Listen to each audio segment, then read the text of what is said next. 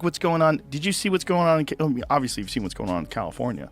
But the governor gave this creepy speech where he was talking about speculators coming in and talking about what to do with the land of all these homes that have been burnt down while it's still only 6% contained. And he did this little dance like, I've been talking with these, with the governor of Hawaii about what to do. We got some ideas, a speculator.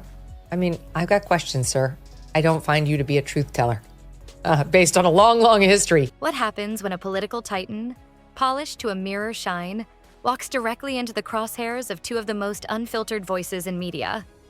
The result is an absolute rhetorical demolition. A tag team takedown so merciless that it didn't just critique policy. It aimed to dismantle a carefully constructed public persona, piece by painstaking piece. Joe Rogan, with his signature blend of raw, everyman incredulity and savage humor, teamed up with Megyn Kelly, whose razor-sharp legal mind dissected Gavin Newsom's record with the precision of a prosecutor delivering closing arguments. Together, they didn't just throw punches. They systematically exposed what they see as the core of the Newsom doctrine. A hollow empire of style built on a foundation of substance-free governance, from catastrophic pandemic missteps to the ideological chaos they claim is running rampant in California's classrooms. This wasn't just a critique. It was an intervention on a national scale. Governor down in Hawaii, who had some ideas around some land use concerns he has around speculators coming in, buying up properties, and the like. So we're already working with our legal teams to move those things forward, and we'll be presenting those in a matter of days, not just weeks. With a big smile on his face. Look at the little wiggle he does with his shoulders. Speculator, watch this. Talking to John. Look at this little wiggle. It's excited about the possibilities of speculators coming in. And he's saying, we're move forward. We're going to move forward on that. These people lost their homes. A lot of those people don't even have fire insurance because the fire insurance pulled out. He had no dignity. That's what I was missing. There was no dignity. It just looked like a man desperate for attention. And whenever DeSantis was scoring points on him, he would interrupt over and over to try to talk over the points. As just that's like a middle school debate tactic, which is pathetic and not. If smug ambition had a face, Joe Rogan and Megyn Kelly just put it on a Times Square jumbotron and threw rocks at it for the world to see. The takedown was particularly brutal because it wasn't a one-note attack. It was a symphony of criticism from two completely different angles that converged on the same central point. Rogan played the part of the baffled citizen, articulating the gut-level frustration of watching a leader whose actions seem completely detached from the reality of the people he governs. Kelly, on the other hand, approached it like a forensic accountant of political failure, methodically pulling receipts on every claim and exposing every contradiction with cold, hard logic. The combination was devastating, creating a narrative that Newsom isn't just a flawed politician, but a living, breathing performance piece whose primary concern is the applause, not the outcome. The full extent of this public vivisection was about to be laid bare.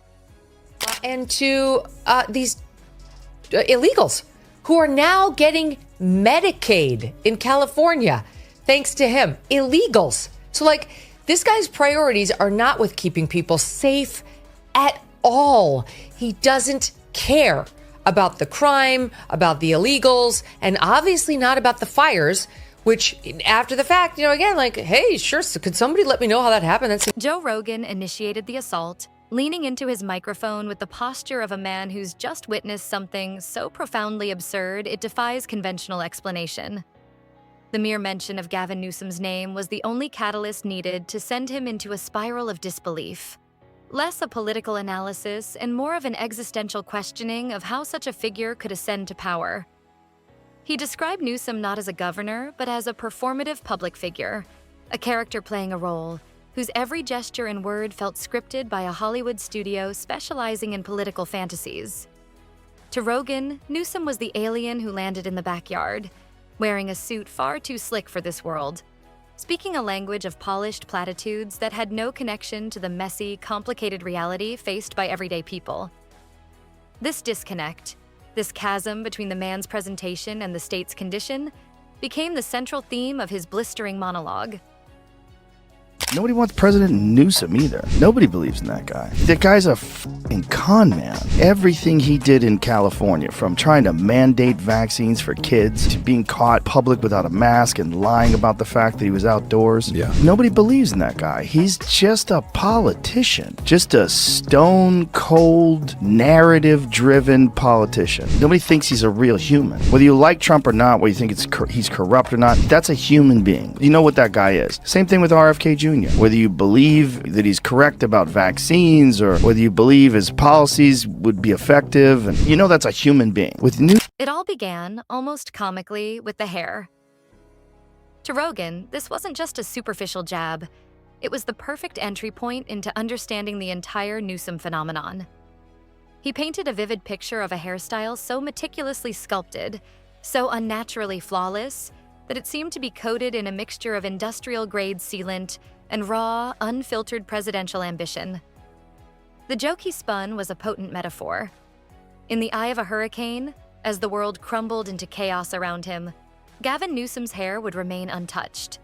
A perfect, gleaming monument to its own invincibility, as if it held some form of diplomatic immunity from the laws of physics and reality. This wasn't just hair. It was a symbol of the man himself. A polished, impenetrable facade designed to remain pristine and detached from the very chaos he was supposed to be managing. A perfect visual representation of style completely divorced from substance. We begin with California Governor Gavin Newsom, who spent the weekend trying to avoid responsibility as the fires were still burning by dropping by the Pod Save America podcast for an attempt to clean up his own image. I want to know the answers. So I'm the governor of California. I want to know the answer. I've got that question. I can't tell you about how many people, what happened. My own team saying what happened. And I want to get the answers. And From the superficial to the substantial, Rogan's tone then shifted, darkening with the kind of authentic outrage reserved for blatant hypocrisy. He tore into Newsom's handling of the pandemic, framing it as a masterclass in do as I say, not as I do governance.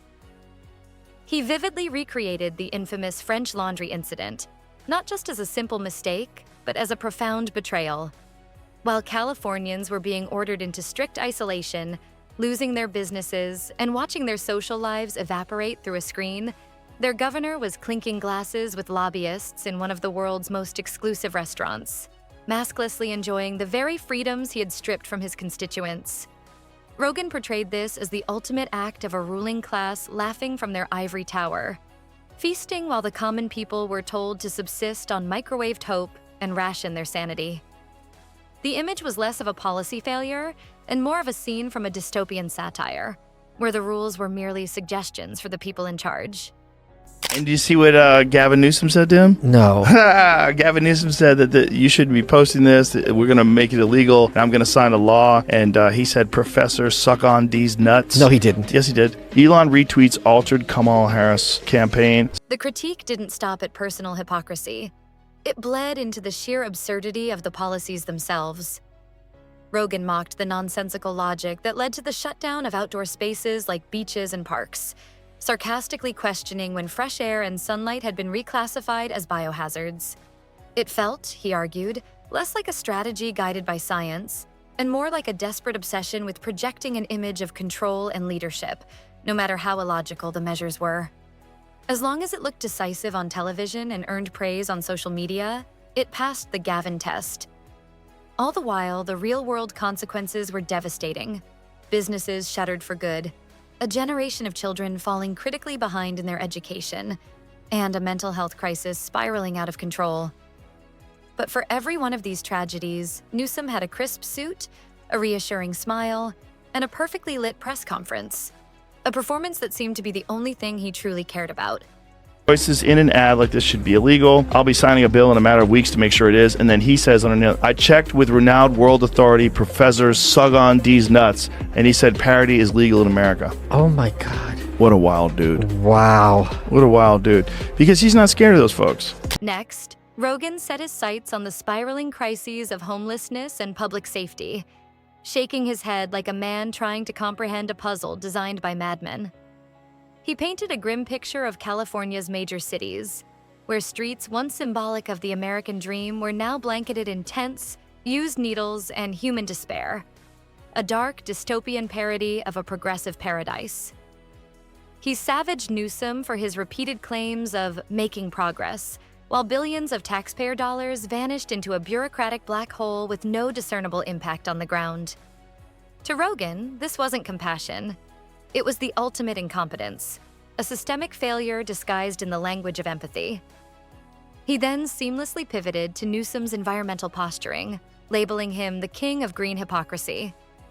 The same man lecturing the nation on carbon footprints was constantly jetting around to climate summits, posing for photo ops next to solar panels while his own state endured rolling blackouts and crippling droughts.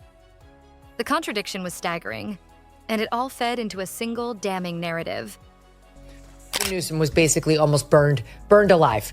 The governor of California. Take a listen. We went up to one of the canyons on the fire, sitting there feeling we're a good quarter mile away. I'm not making this up, video to bear it out. All of a sudden, we see an ember, hits the tree goes on fire, 100 seconds. God is my witness, may have been 90 seconds. The house is in flames. I have embers of flames. They're taking it off my hair, and we're running back into the car. Winds are swirling around. Garbage cans were in the air, and we were getting the hell out of there. Okay, why is he saying, as God is my witness, and I'm not making this up before he tells the story? Truly, This thread of hypocrisy was woven through the mass exodus of California's economic powerhouses. Rogan listed the departed companies, Tesla, Oracle, Hewlett-Packard, like a somber roll call at a funeral for innovation. He described it as the smart kids finally getting fed up and leaving the party, while Governor Newsom continued to play DJ at a prom nobody wanted to attend anymore. The punchline was the state's punishing tax structure. Rogan questioned how a state with the highest taxes in the nation could simultaneously have some of the worst performing infrastructure, from crumbling roads to an unreliable power grid. He delivered a killer analogy. Californians were paying for a VIP, luxury experience, but were being forced to use the back alley entrance and deal with shoddy service. It was a government that functioned like a poorly designed discount app, yet it charged its users a premium subscription fee for the privilege of its constant failures. Getting different answers. When you start getting different answers, then I'm not getting the actual story. So you decided the thing to do would be to go on Pod Save America to talk about it, because in the end, it's all about you. This is another David Muir, folks. He is just as vain and worried about his image in the middle of this emergency as David Muir with his little fake fireman's jacket and clothespins. Just as it seemed Rogan had exhausted his list of grievances, he pivoted to Megyn Kelly's equally scathing but stylistically different assault. She focused first on Newsom's very essence, his delivery. She described his patronizing, polished cadence as the voice of someone auditioning to narrate a luxury car commercial, not lead a state. To Kelly, Newsom didn't speak to the people.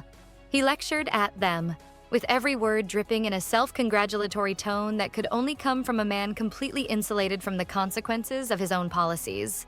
A man who probably hadn't pumped his own gas in a decade. She brutally deconstructed his obsession with image, arguing that he wasn't a governor so much as a living, breathing campaign poster.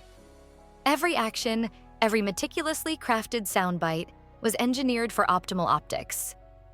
The tragic flaw in this strategy, she argued, was that while Newsom had mastered the politics of appearance, he had utterly failed at the politics of substance.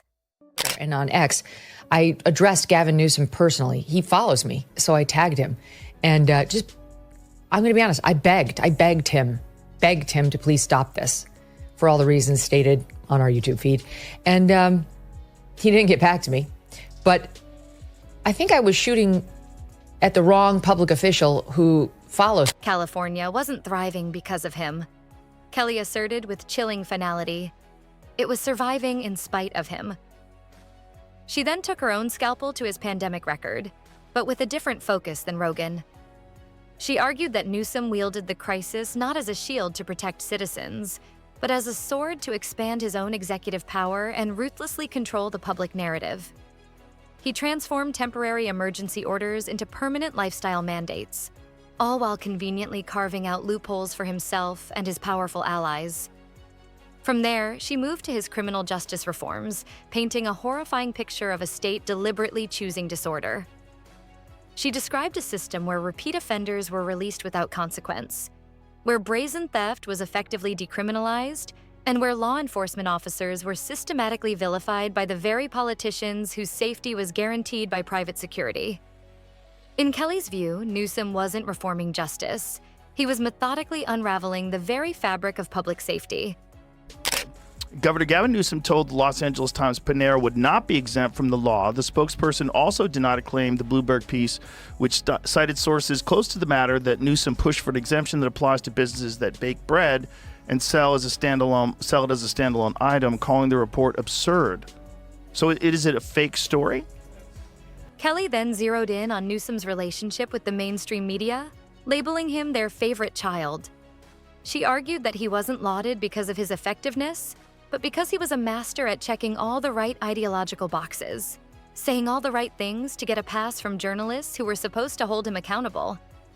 She eviscerated his signature political tactic, the constant, obsessive attacks on states like Florida and Texas. She framed this not as legitimate policy debate, but as a cheap, deflective tick, a desperate attempt to create a villain and draw a favorable contrast, all while his own state was imploding from within. It was, she insisted, the behavior of a social media influencer, not a serious governor. He was an actor playing a part, and his stage was the national political scene, with California serving as little more than a backdrop for his personal ambitions. Big Daddy got out there with his bazooka and was like, I solved this problem, and you governors better freaking go along or you're gonna get it.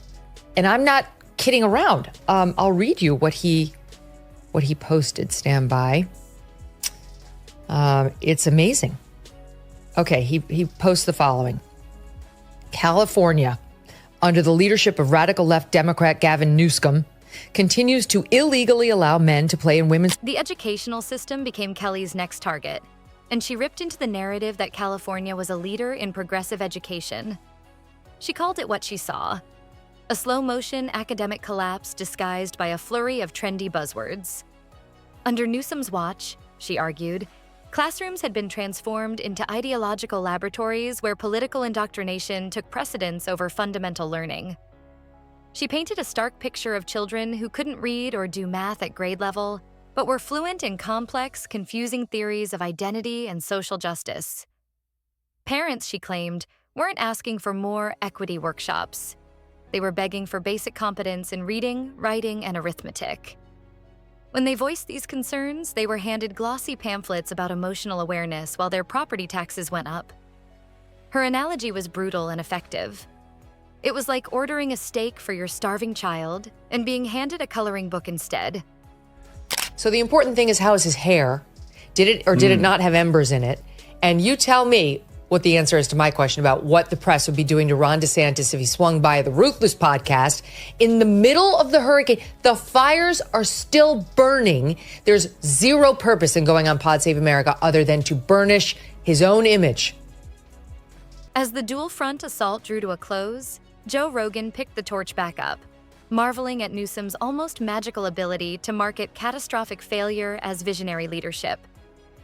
He laughed at the political branding, where every new disaster was accompanied by a shiny new slogan, as if Gavin were trying to make societal collapse go viral on Instagram. Rolling blackouts were rebranded as energy transitions. Spiraling crime rates were labeled justice reform. Crippling tax hikes were sold as investments in our future. Rogan declared that only Newsom could stand amidst the wreckage of his own policies, flash that trademark rehearsed grin, and act like he was cutting the ribbon on a brand new theme park. The final, terrifying punchline, Rogan concluded, was that Gavin Newsom genuinely believed this record of chaos and decline qualified him to run the entire country. The image of Newsom pitching his California model to the rest of America, like a slick salesman hawking timeshares in a hurricane zone, was presented as the ultimate cautionary tale.